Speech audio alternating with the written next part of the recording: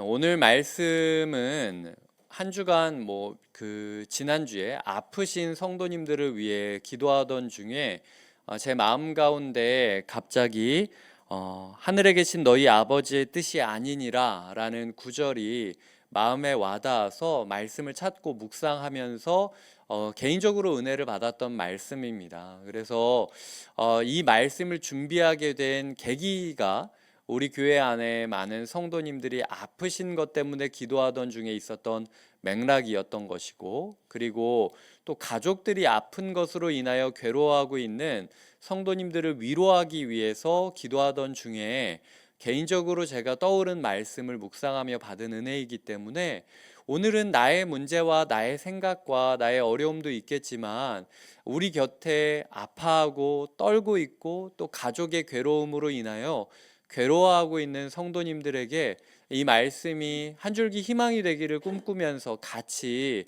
받은 은혜를 나눠가고 마음에 담았으면 좋겠습니다. 제가 마음 가운데 이 뜻이 아니니라 라는 말씀이 확 와닿아가지고, 그렇죠, 하나님, 한 명이라도 아프고 한 명이라도 잃어버리고 한 명이라도 괴로운 건 하나님의 뜻이 아니죠. 우리의 마음이 아플 때가 있고 우리의 육신이 지칠 때가 있고 우리의 삶이 무너질 때가 있어도 그거 하나님 뜻 아니시죠. 하나님은 우리를 회복시키고 싶으시고, 하나님은 우리를 일으키고 싶으시고, 하나님은 우리를 자유로 이끌고 싶으신 거 맞죠? 라고 제가 기도를 하면서 이 말씀을 묵상하던 중에 이 말씀이 마태복음에 있었지? 라고 찾으면서 18장을 딱 폈을 때 당황했던 구절이 12절입니다. 너희 생각에는 어떠하냐? 만일 어떤 사람이 양 100마리가 있는데 그 중에 하나가 길을 잃었으면 99마리를 산에 두고 가서 길 잃은 양을 찾지 않겠느냐? 라는 예수님의 질문인데요. 저는 안 그럴 것 같거든요. 저는 99마리 잘 지키. 왜냐하면은 당시 사회에서 야생에 데리고 다닌다는 거는요, 언제든 사자나 곰이나 다윗의 고백들이 있잖아요. 사자가 달려오고 곰이 막 삼키려고 하고, 늑대 하이에나 별의별 짐승들이 다 두리번 거리는 게 당시 목축 환경이었는데, 하나 잃어버린 거 가지고 탓할 사람 한 명도 없어요. 99마리 잘 지켜야죠. 오히려 이 잃어버린 한 마리 찾으러 갔다가 다른 5마리를 잃어버리게 되면 이게 말이 되는 겁니까? 그래서 제 마음 가운데 이 구절이 쉬 와닿지 않았습니다. 예수님께서는 아주 확신에 차서 니네도 다 그렇지, 99마리 놓고 한 마리 찾으러 갈 거지? 라고 얘기하는데 제 마음 가운데는 하나님, 저는 아닌 것 같은데요? 라는 생각이 들었다라는 것이죠. 저만 그런 게 아니었을 겁니다. 이 당시에 이 말씀을 듣고 있었던 제자들, 그리고 이 말씀을 듣고 있었던 종교 지도자들도 나는 안 그런데? 라는 생각을 분명히 했을 거예요. 오늘 말씀이 오기까지 이전의 문맥을 살펴보면요, 예수님이 변화산에 오르셔서 모습이 영광스럽게 바뀝니다. 그렇게 영광스럽게 바뀌고 나면은 나의 왕국, 나의 세력, 나의 능력, 지금 니네가 여기서 본 거 다 얘기하고 다녀야 된다라고 홍보를 해야 되는데, 예수님이 홍보를 하기는커녕 다시 한번 십자가에서 못 박혀 죽을 걸 얘기하고 있어요. 그 다음에 어떻게 하냐면은 종교 지도자들이 시험을 걸거든요. 가이사에게 줬는 성전세를 내라. 왜 성전세 안 내냐라고 타박을 하니까 예수님이, 야, 그렇다면은 성전세 누가 내야 되냐? 나는 이 부분에서 자유롭다. 막 이렇게 얘기하다가 갑자기, 그래도 그 사람들이 실족하지 않기 위해서 우리가 좀 방법을 찾아야 되니까, 베드로야, 네가 바다에 가서 낚시를 던져라. 낚시를 던져서 먼저 오르는 고기를 입을 열면 거기 세금 낼 거 나올 거니까 그걸로 세금 내라 라는 식의 얘기를 하는 거예요. 베드로가 봤을 때 어떻겠습니까? 영광스러운 모습을 보였다가 갑자기 십자가를 지겠다라고 하지 않나? 성전세 안 내도 된다고, 반세겔 안 내도 된다라고 이야기를 했다가, 근데 갑자기 낚시하면은 물고기 입속에서 그 세금 나올 거니까 그걸로 내라. 이 예수님이 원칙이 있는 건가? 줏대가 있는 건가? 뭐 이런 마음이 좀 들지 않겠습니까? 18장 1절에서는 누가 큰 자 천국에서 누가 크냐라는 이야기를 하면서 논의가 시작되고, 이 논의가 20장 말미까지 계속 반복되고 있습니다. 이 천국에서 누가 크냐라는 교훈을 시작으로 하여 예수님이 주시는 하나님 나라에 대한 교훈 중에 오늘 본문이 들어가 있다라는 거죠. 오늘 본문을 통하여 저는 특별히 한 3가지 정도를 묵상하게 되었는데요. 첫 번째로는 은혜에 감격해야 된다라는 겁니다. 예수님께서는요, 당연히 쓸모도 중요하지 않았습니다. 숫자도 중요하지 않았습니다. 오직 하나의 영혼을 향한 사랑이 예수님에게 가장 중요한 문제였다라는 거죠. 우리가 봤을 때 세상은 숫자로 굴러갑니다. 돈이 얼마 모이느냐, 사람이 몇 명 모이느냐, 어떤 다락방은 몇 명이 모이는데 우리는 몇 명이 모이면 성공한 것 같고 실패한 것 같고, 어떤 교회는 몇 명이 모이고 예산이 얼마인데 우리는 몇 명이 모이고 예산이 얼마면은 성공한 것 같고 실패한 것 같고, 어떤 목사는 설교할 때 몇 명이 조회수를 찍는데 어떤 목사는 설교할 때 몇 명이 좋아요를 누른다더라. 이걸 가지고 숫자로 성공하고 실패하고 라는 기준을 숫자에 두는 거예요. 혹은 영혼을 대할 때 쓸모로 대할 때가 있습니다. 이 사람은 내가 한 번 찾아가면은 나를 한 번 도와줄 것 같고, 이 사람은 100번 찾아가도 절대로 안 도와줄 것 같고, 그러면은 평소에 잘 도와주는 사람 찾아가는 게 맞지 않나, 이럴 거였으면 평소에 잘했어야지 라고 생각을 하는 게 우리가 맺고 있는 인간관계의 모습이라는 것이죠. 그래서 우리도 모르게 숫자로 사람을 평가하거나 쓸모로 사람을 평가할 때가 많이 있다라는 거예요. 하지만 예수님께서는 너무나도 자연스러운 것처럼 나는 사랑으로 하는데, 만약 99마리의 양이 있고 1마리의 양이 있다, 99명의 영혼이 있고 1명의 영혼이 있다라고 했을 때 그 1명이 내 아이면 어떻게 할 거예요? 그러면은 99명 다 내버려 두고 찾으러 가야 되는 거 아닙니까? 사랑하면요, 사랑의 관계가 맺어지면요, 숫자는 결코 중요하지 않다라는 거죠. 내가 소방관이 되어서 99명을 안전하게 구출했어도 저 안에 내 가족이 들어가 있으면은요, 뛰어 들어가는 겁니다. 내가 죽을 거 알면서도 뛰어 들어갈 수밖에 없는 게 사랑인 거예요. 예수님께서 오늘 우리에게 이야기하시는 겁니다. 너의 기준이 혹시 숫자나 쓸모나 효율이라는 단어에 얽매여 있었던 거 아니냐. 이제는 사랑이라는 단어로 관계를 보고, 사랑이라는 단어로 조직을 보고, 사랑이라는 단어로 너의 인생을 보았으면 좋겠다 라고 이야기하시는 것이죠. 성탄을 우리가 매년 왜 기념하고 있는 겁니까? 성탄은 예수님이 그저 사랑하기 때문에 오셨다라는 거예요. 니네가 알아서 올라와 이게 아니라 못 올라올 거 아니까 내가 도와줄게 라고 내려오신 예수님을 우리가 기뻐하는 게 성탄을 기다리는 이 계절을 맞이하는 삶의 방식이라는 것이죠. 그런데 연말을 맞이하면서도 우리의 마음 가운데 사랑이 점점 커지고, 사랑의 눈으로 상대를 보는 것이 아니라 숫자의 눈으로, 쓸모의 눈으로 서로를 바라보고 있다면 그것만한 비극이 없어요. 그렇기 때문에 우리가 가장 먼저 내가 도움이 안 됨에도 불구하고, 내가 하나님께 쓸모가 있는 것도 아니고 나 하나 구한다고 해서 세상이 바뀌는 것도 아니지만, 그럼에도 이 연약하고 흔들리고 아무것도 아닌 나를 위하여 오신 예수님의 은혜에 감격하고 있느냐 아니느냐라는 질문 앞에서 정직하게 은혜를 묵상하시는 것이 필요하다라는 것이죠.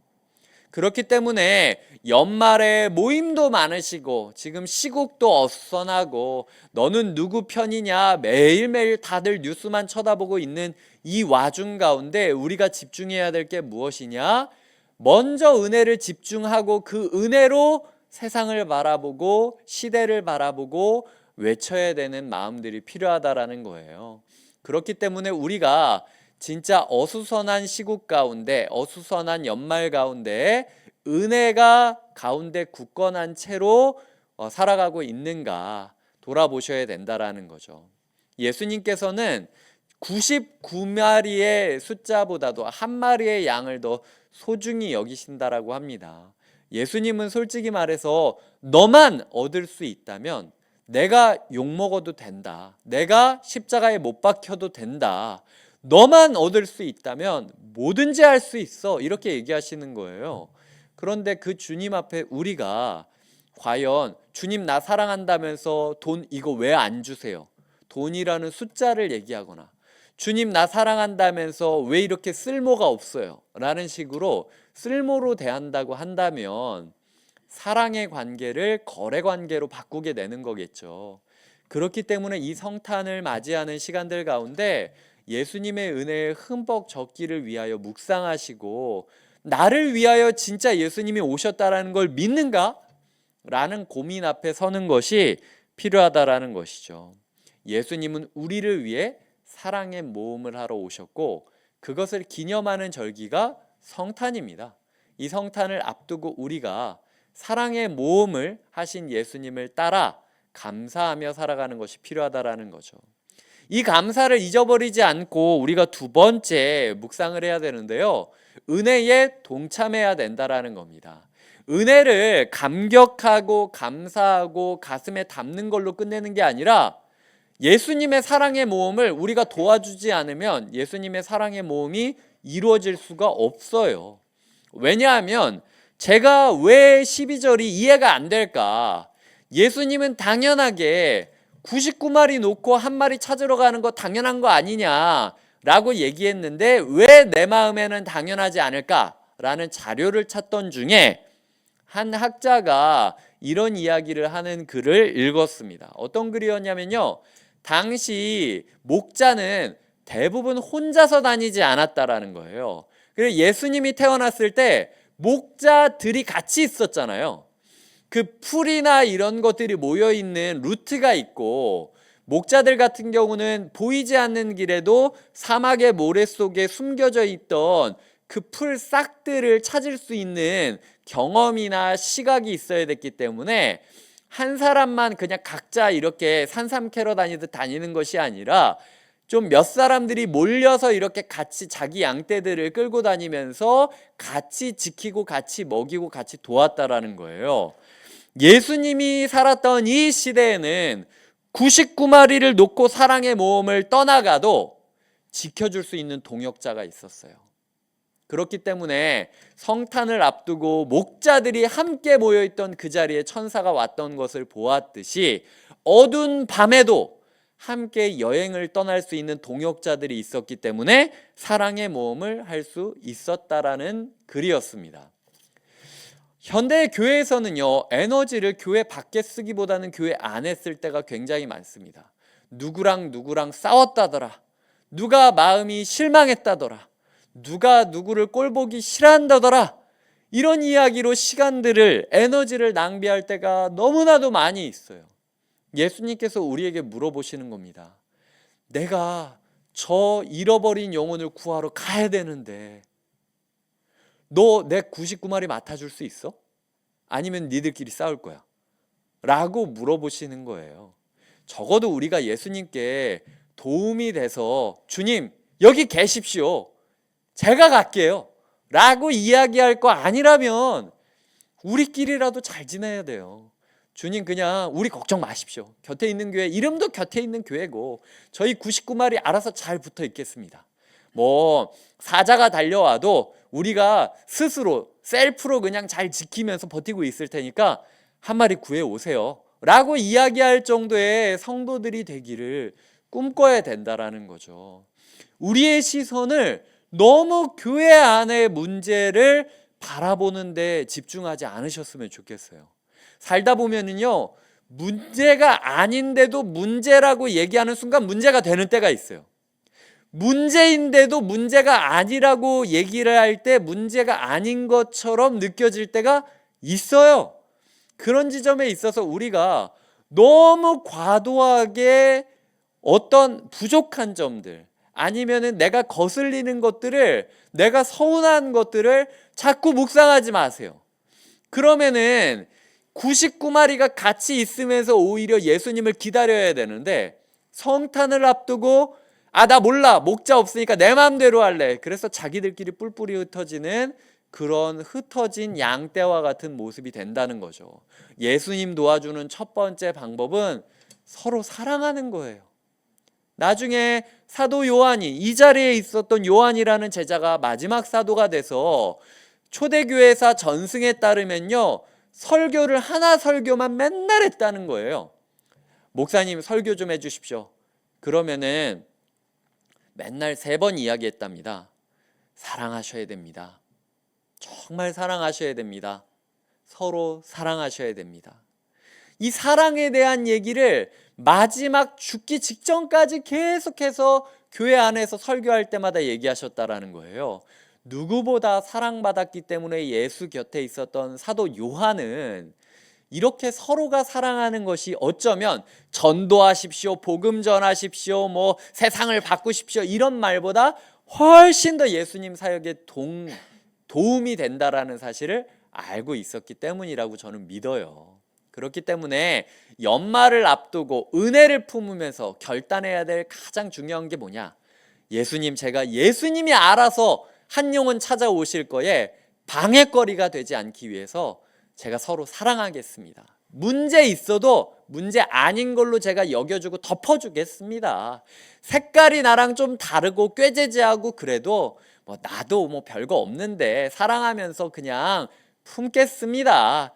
오히려 그렇게 어려운 사람들이 있으면 저 붙여주세요. 그냥 제가 데리고 살겠습니다.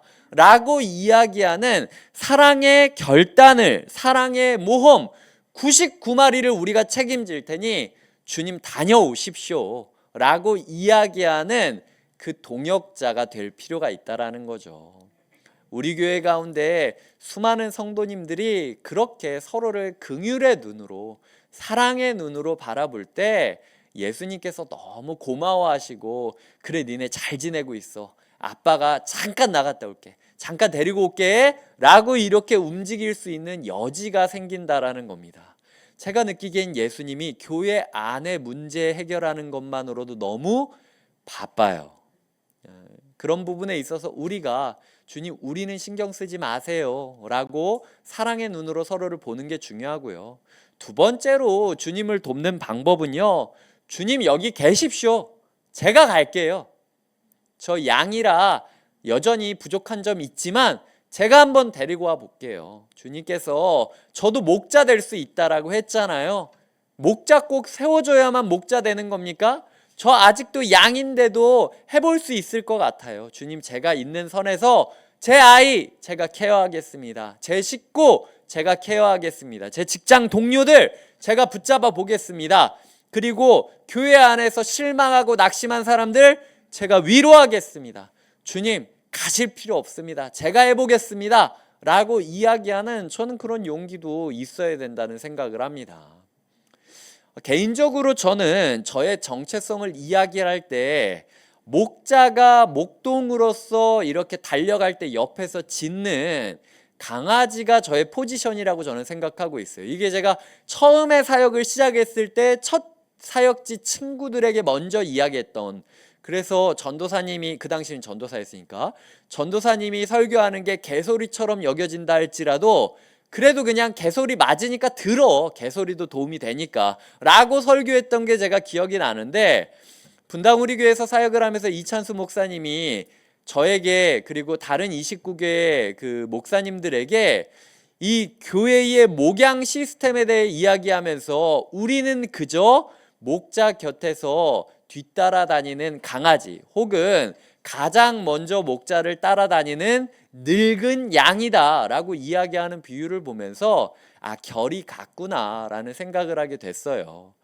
우리가 세상 가운데 외치는 소리가 개소리처럼 느껴진다 할지라도 세상 가운데 우리가 보여주는 몸짓이 늙은 양처럼 뭐 하는지도 모르면서 그냥 천천히 꿈틀꿈틀대는 움직임처럼 보인다 할지라도 주님께서는 우리의 결단을 좋아하실 거를 저는 믿어요. 그렇기 때문에 주님이 혼자 다 하신 게 아니라 우리에게 세상을 사역지로 남겨두신 거죠. 그런 면에서 우리가 주님, 세상이 내 소리를 개소리라 듣는다 할지라도, 세상이 나의 몸부림을 늙은 양의 꿈틀거림으로 여긴다 할지라도 사랑 들고 제가 가보겠습니다. 저 도와주시고 믿어주시고 인도해주시고 이끌어주세요 라고 얘기하는 목양자의 자신감이 있고 목양자의 태도가 있다면요, 순장이 돼야만 목양자가 되는 겁니까? 그럼 교사는 목양자가 아닌 겁니까? 봉사팀장은 목양자가 아닌 겁니까? 가장은 목양자가 아닌 겁니까? 중보자는 목양자가 아닌 겁니까? 아니에요. 우리 모두가 다 목양자예요. 그런 지점에 있어서 99마리를 맡아 주는 동역을 할 수도 있고, 한 마리를 찾아 우리 또한 사랑의 모험을 떠남으로 예수 닮은 자가 되는 것이 주님을 돕는 길일 수 있다라는 거죠. 그래서 첫 번째로는 은혜에 감격하라, 두 번째로는 은혜에 동참하라, 세 번째로는 은혜만을 소망하라 이야기 드리고 싶습니다. 14절에 이 작은 자 중에 하나라도 잃는 것은 하늘에 계신 너희 아버지의 뜻이 아니니라 라고 이야기를 하고 있습니다. 믿지 않는 가족을 향하여 우리가 이 구조를 붙잡고 나아가야 돼요. 작은 자 중에 하나라도 잃는 것은 하나님의 뜻이 아니니라. 믿으십니까? 아프신 자가 있다면 기억하셔야 됩니다. 비록 나의 가족이 아프고 나의 몸이 아프지만 그럼에도 불구하고 그 한 명이라도 잃는 것조차도 하나님 아버지의 뜻이 아님을 믿으십니까? 낙심하는 자가 있다고 생각을 해봅시다. 시험에 빠진 자가 있다고 생각을 해봅시다. 괴로워하는 자가 있다고 생각해 봅시다. 저 죽을 것 같아도 우리의 말을 듣지 않고 변화하지 않고 고집부리는 자들이 있다고 생각을 해봅시다. 그 사람들 또한 잃어버리는 것은 하늘에 계신 하나님 아버지의 뜻이 아님을 믿으십니까? 저는 이 믿음 가운데 우리가 신앙생활을 해야 된다고 생각을 합니다. 때로는 내가 아무리 애써도 안 되는 순간들이 있어요. 저 또한 목사로서 기쁨을 느끼는 날보다 자괴감이나 좌절감을 느끼는 날이 더 많음을 솔직히 고백합니다. 왜냐하면은 이 기도 제목을 제가 기도할 때마다 마음이 무거울 때가 많아요. 응답됐다라는 한 소리를 들으면 너무 기쁘지만 응답되지 않은 99명을 생각하고 마음이 아파가지고 또 그거 말을 못해요. 그리고 아파하면서 오히려 이 소문이 퍼지면 나머지 99명이 또 어떤 마음일까, 더 괴로워하지 않을까, 이렇게 마음 무너지는 게 솔직한 제 마음입니다. 살다 보면 어쩔 수 없는 순간들이 있어요. 제가 아무리 이야기해도 설명이 안 되고 설득이 안 되고 이해가 안 되는 순간도 있겠죠.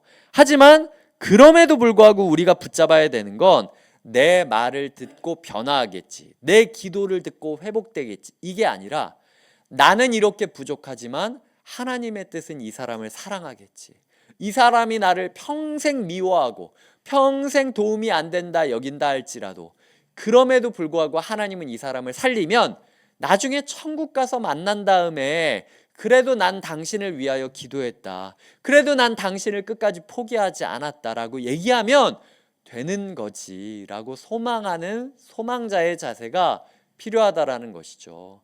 너무 우리가 우리의 행동 여부나 우리의 어떤 삶의 여부를 가지고 사람들을 쉽게 판단하고 쉽게 포기하지 않았으면 좋겠습니다. 하나님의 뜻이 그것이 아니시기 때문에 나랑 맞지 않는 그 사람 또한 하나님께서 살려주실 거예요. 나를 뒤에서 칼을 꽂는 사람 또한 하나님께서 살려주실 거예요. 내가 그렇게 애를 썼는데도 회복되지 않는 그 사람 또한 하나님께서 살려주실 거예요. 그렇기 때문에 이 성탄 가운데 우리가 기억해야 될 마지막 교훈은 우리의 소망은 오직 은혜만을 붙잡아야 된다라는 것이죠. 그렇게 또 한 번의 겨울이 지나가고 있고 또 하나의 1월이 찾아오고 있는 것입니다. 지나가는 12월을 한탄하기보다는 다가올 1월을 기대하며 그 하나님의 뜻이 어떻게 펼쳐질까를 꿈꾸는 것이 이 연말 가운데 하나님께서 우리에게 주시는 교훈임을 믿으시길 바랍니다. 말씀을 맺겠습니다. 다시 처음으로 돌아와서 지난 한 주간 성도님들을 위해 기도하면서 제 마음 가운데 가장 울렸던 메시지가 제가 큐티하던 본문도 아니었고 설교 준비하던 본문도 아니었고 언젠가 우연히 제가 접하고 마음에 담았던 이 작은 자 중에 하나라도 잃는 것은 하늘에 계신 너희 아버지의 뜻이 아니니라 라는 구절이었습니다. 이 연말 이 구절이 떠오르며 성탄을 묵상하게 됐다는 것은요, 하나님이 여러분을 포기하지 않겠다라는 뜻이에요. 이 부족한 목사의 입술을 통하여 너를 잃어버리고 싶지 않다라는 은혜로의 초대이기도 하고 감격의 초대이기도 하고 사명의 초대이기도 하고 소망의 초대이기도 하다라는 것이죠.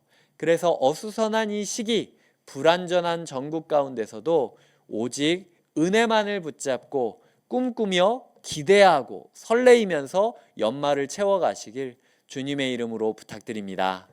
함께 기도하시겠습니다.